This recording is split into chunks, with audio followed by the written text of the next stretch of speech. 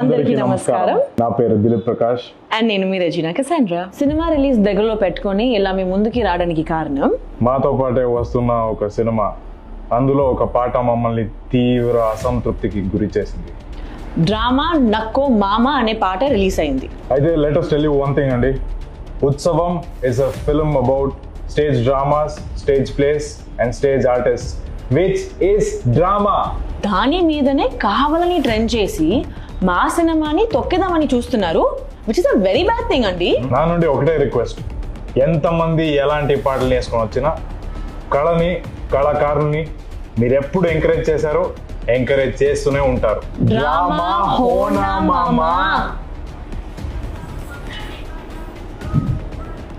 సీతతో అంత ఈజీ కాదు.